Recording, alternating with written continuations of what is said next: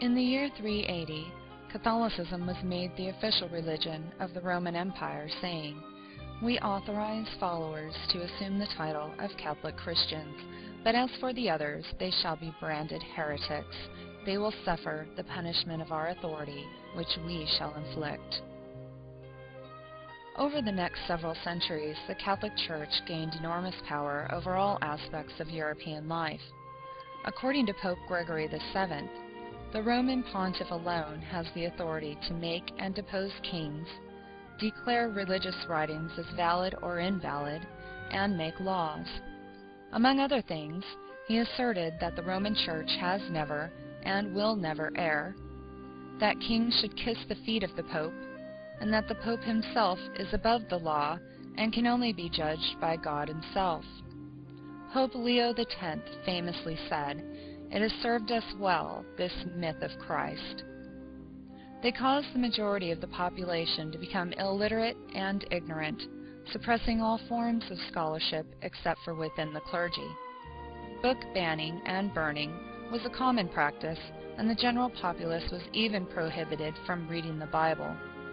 The Vatican's methods for controlling the populace became a violent and bloody campaign for ultimate domination, eliminating anyone who disagreed with church dogma.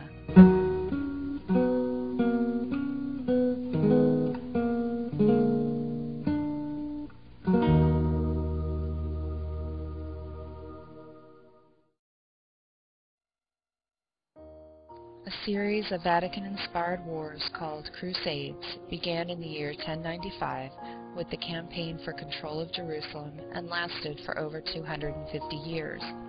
Pope Urban II called for a Catholic army to be assembled and sent them forth against Muslims, Jews, and heretics.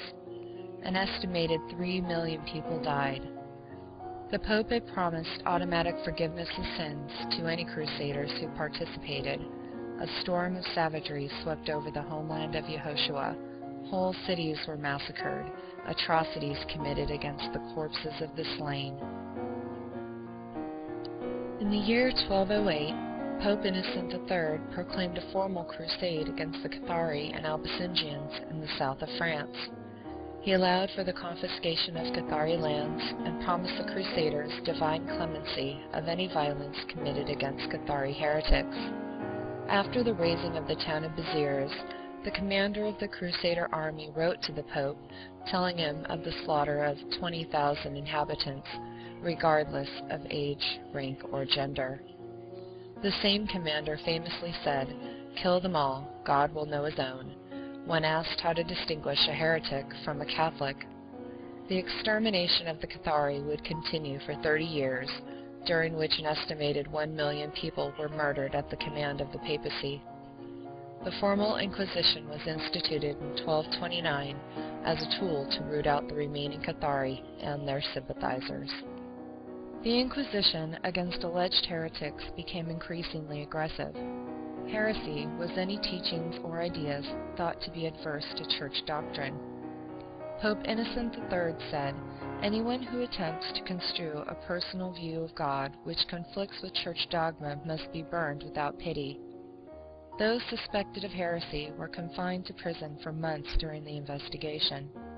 The families of the accused were charged for the expenses of the confinement. Most often, their property was confiscated regardless of the outcome of the investigation.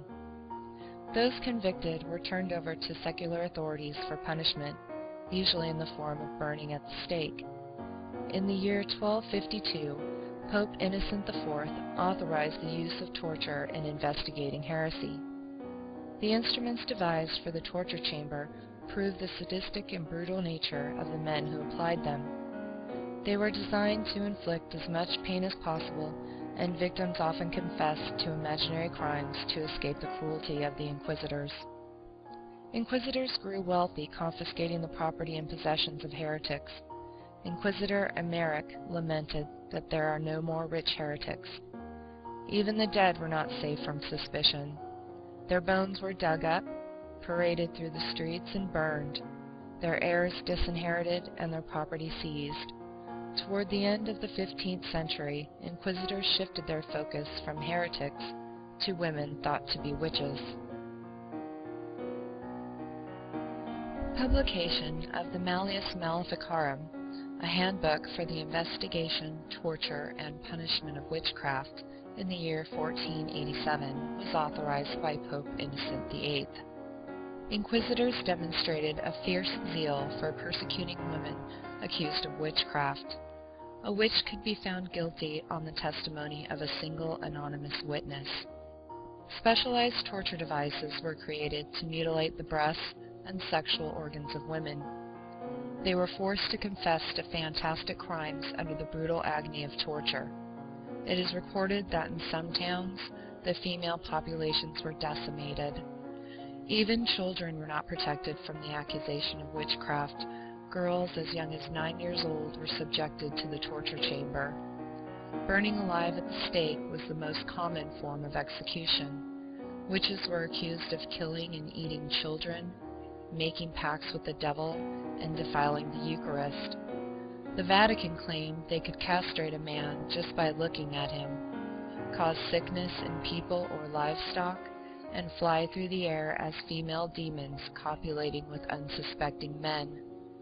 Women with knowledge of healing, contraception, and midwifery, who had long been respected and valuable members of their local communities, were now vilified and denounced for practicing witchcraft. Woodcuts such as these show supposed witches flying on brooms, kissing the devil's backside, and celebrating the Black Mass in parody of the Catholic Mass. Every female was a potential witch, and coming under the suspicion of the Inquisition tribunal was essentially a death sentence.